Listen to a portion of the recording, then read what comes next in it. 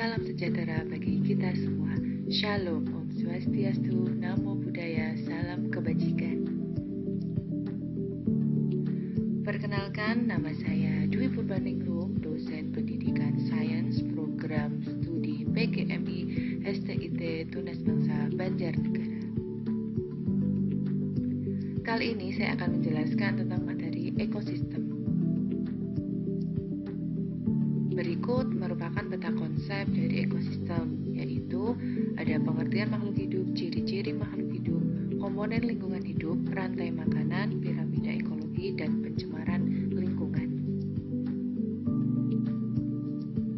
Sebelum masuk materi ekosistem, silakan jawab pertanyaan berikut ini ya. Ada 3. Apa yang dimaksud dengan makhluk hidup? Bagaimana sesuatu itu bisa dikatakan dengan makhluk hidup? Apa saja yang termasuk makhluk hidup? Setelah menjawab pertanyaan tadi, sebenarnya apa sih yang dimaksud dengan makhluk hidup? Makhluk hidup merupakan struktur biologis yang dapat merespon perubahan dari lingkungan. Semua makhluk hidup memerlukan makhluk hidup lain dan lingkungan untuk dapat bertahan hidup. Kemudian, apa sih pengertian lingkungan? Lingkungan adalah segala sesuatu yang berada di sekitar objek individu. Menurut UU nomor 32 tahun 2009 tentang pengelolaan lingkungan hidup, Pasal 1 ayat 1, lingkungan hidup merupakan kesatuan ruang dengan semua benda, daya, keadaan, dan makhluk hidup, termasuk manusia serta perilakunya yang mempengaruhi alam, kelangsungan peri kehidupan, dan kesejahteraan manusia serta makhluk hidup lainnya. Kemudian, apa ciri-ciri makhluk hidup? Kenapa bisa disebut dengan makhluk hidup? Di sini ciri-cirinya ada 8. Ada bernapas, bergerak, menangkapi rangsang atau stimulus, memerlukan makanan atau nutrisi, tumbuh dan berkembang biak, beradaptasi, dan mengeluarkan zat sisa. Nah, tingkatan organisasi. Yang pertama yaitu ada individu. Individu di sini digambarkan dengan seekor kupu-kupu yang ada di bunga.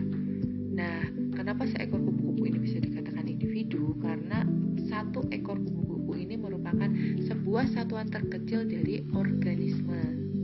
Kemudian populasi. Populasi itu merupakan kumpulan individu yang hidup bersama pada waktu dan tempat yang sama. Ini digambarkan dengan flamingo homogen, ya, beberapa flamingo yang ada di suatu tempat. Kemudian ada komunitas. Komunitas ini digambarkan kumpulan dari berbagai populasi. Di sini digambarkan ada kumpulan jerapah, singa, rusa. Jadi kumpulan dari beberapa populasi. Kemudian dilanjutkan lagi dengan ekosistem. Ya, jadi tatanan kesatuan komunitas secara menyeluruh dan saling berinteraksi. Jadi ekosistem di sini hubungan makhluk hidup, beberapa jenis makhluk hidup dengan lingkungan. Yang terakhir yaitu biosfer. Biosfer ini lapisan kehidupan permukaan bumi yang meliputi seluruh ekosistem daratan atau terestrial dan perairan atau akuatik. Di sini digambarkan ada daratan dan lautan. Jelas kan untuk tingkatan organisasi? Kita lanjut ke materi berikutnya, yaitu ada komponen lingkungan hidup. Yang pertama, komponen biotik. Komponen biotik di sini dijelaskan komponen pada ekosistem yang mengacu pada makhluk hidup yang ada di bumi. Kemudian ada komponen abiotik. Komponen abiotik ini merupakan komponen fisik dan kimiawi yang dapat mempengaruhi ketahanan makhluk hidup di sebuah lingkungan ekosistem tertentu. Jadi bahasa mudahnya, komponen biotik itu yang terdiri dari makhluk hidup, komponen abiotik itu yang bukan makhluk hidup. Jelas kan? Oke, saatnya kalian untuk berdiskusi. Nah, ini ada beberapa langkah yang kalian bisa ikuti.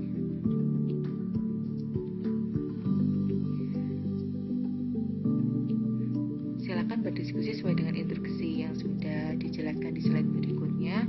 Kemudian perhatikanlah gambar berikut ini. Kemudian tiap kelompok silahkan tentukan komponen biotik dan abiotik apa saja yang ada di gambar 1 dan di gambar 2. Di gambar 1 ini ada ekosistem persawahan, ya.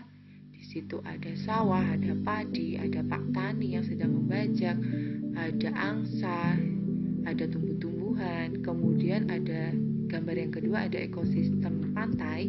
Di situ ada pohon kelapa, ada manusia, ada air, ada matahari, ada pasir dan lain sebagainya. Silahkan kalian analisis.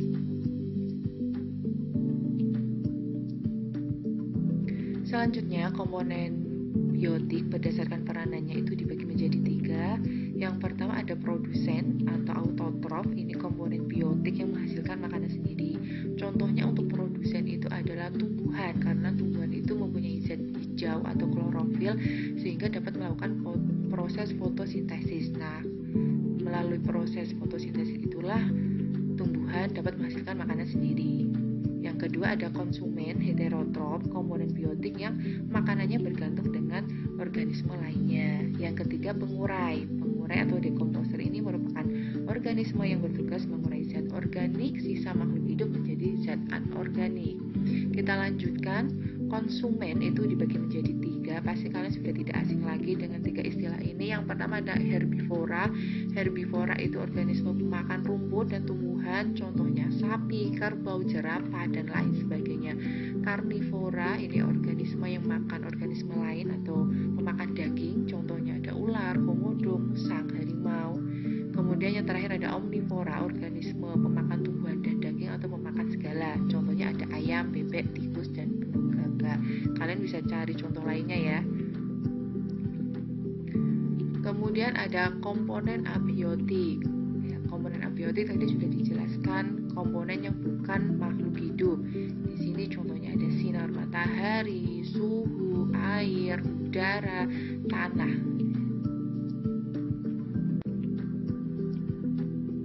Kemudian interaksi antar komponen biotik itu ada kompetisi. Ya, di sini interaksi tingkat individu pada saat terjadi persaingan makanan, tempat hidup dan pasangan hidup antar mereka. Predasi, ini interaksi antara mangsa dan pemangsa. Pada umumnya pemangsa karnivor, mangsa yang dimangsa adalah herbivora. Kemudian ada jenis-jenis simbiosis, ya ada simbiosis mutualisme, komensalisme, parasitisme dan netralisme.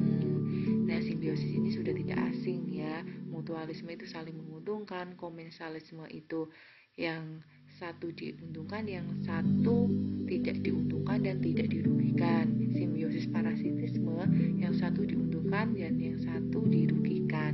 Kalau simbiosis netralisme itu yang satu tidak diuntungkan maupun tidak dirugikan. Jadi netral. Nah, di sini ada video, coba kalian perhatikan.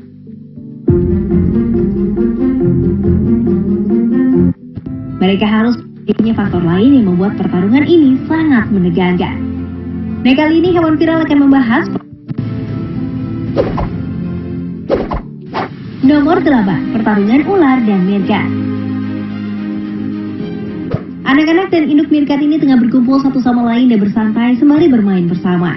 Saat itu panas matahari menyengat dan membuat mereka kesulitan mencari persediaan minum dan makan yang cukup.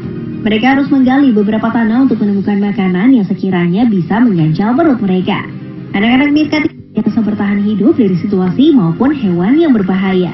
Bahkan pernah ada rekaman video yang memperlihatkan meerkat kecil berhadapan dengan seekor ular kobra. Mereka termasuk hewan yang kompak ketika mengetahui anak meerkat ini berhadapan dengan salah satu hewan paling berbahaya.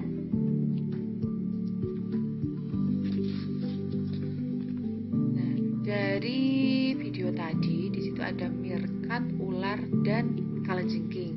Coba kalian tentukan itu merupakan interaksi komponen biotik jenis apa ya.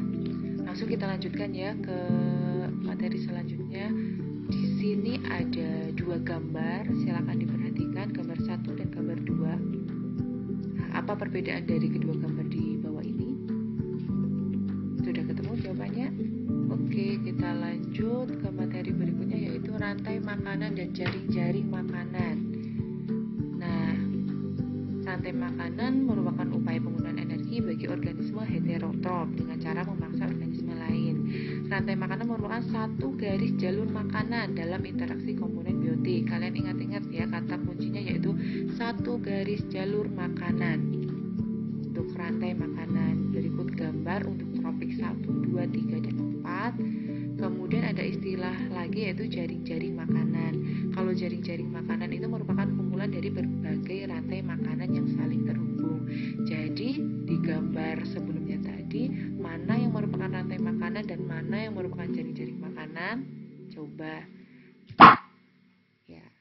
Selanjutnya yaitu piramida ekologi.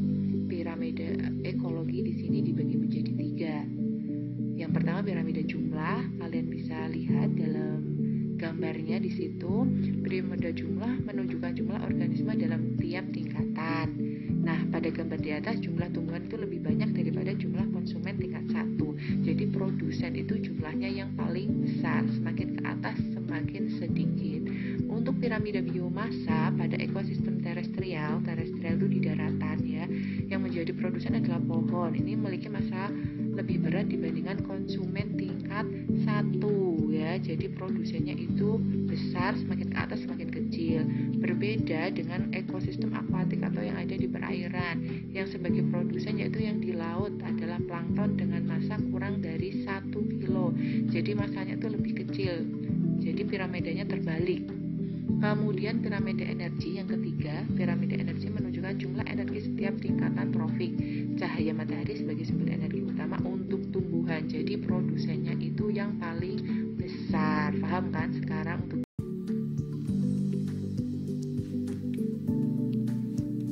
materi selanjutnya itu materi pencemaran lingkungan. Pencemaran lingkungan itu ada 3 ya, pencemaran air, udara, tanah. Sesuai data perubahan iklim dan masalah lingkungan lain yang disorot oleh warga lintas negara tahun 2021, di situ ada pencemaran tanah, kurangnya keanekaragaman, pencemaran air, polusi udara, plastik, tumbukan sampah, iklim ekstrim. Yang paling tinggi yaitu ada di iklim ekstrim di skala 43, yang kedua ada tumpukan sampah di skala 41, dan yang ketiga plastik 37, polusi udara 36.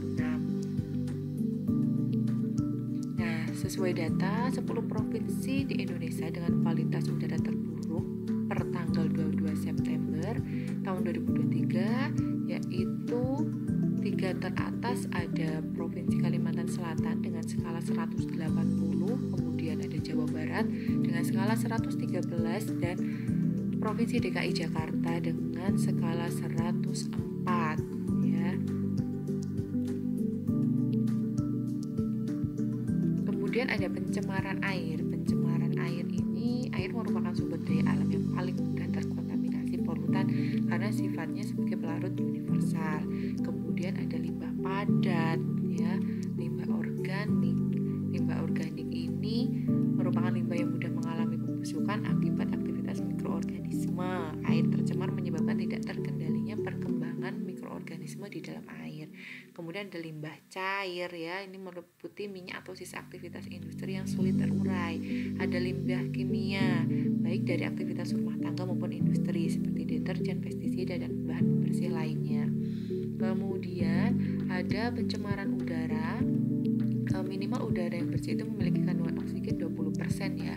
Kemudian pencemaran udara itu dapat disebabkan oksida karbon, CO2. Ini dampaknya ada efek rumah kaca, menyebabkan bumi itu sangat panas, menyebabkan penyakit ISPA ya, infeksi saluran pernafasan. Kemudian ada CFC, klorofluorokarbon, ini biasanya pendingin, ada di AC.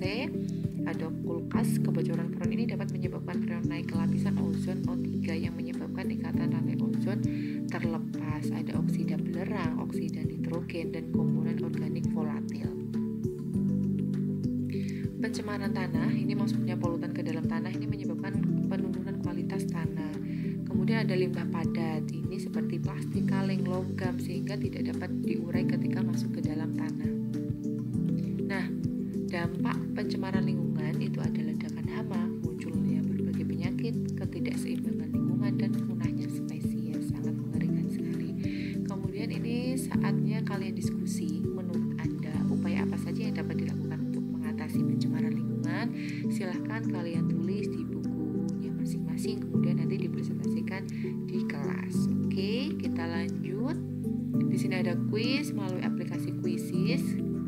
Kalian bisa bergabung atau join melalui link tersebut. Selamat mencoba. Sesuai Quran surat Al-A'raf ayat 56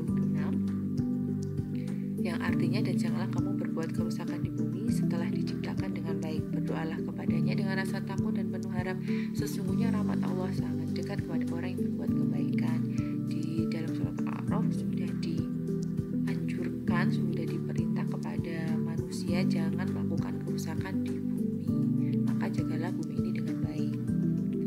Cukup sekian materi ekosistem kali ini saya cukupkan. Terima kasih. Wassalamualaikum warahmatullahi wabarakatuh.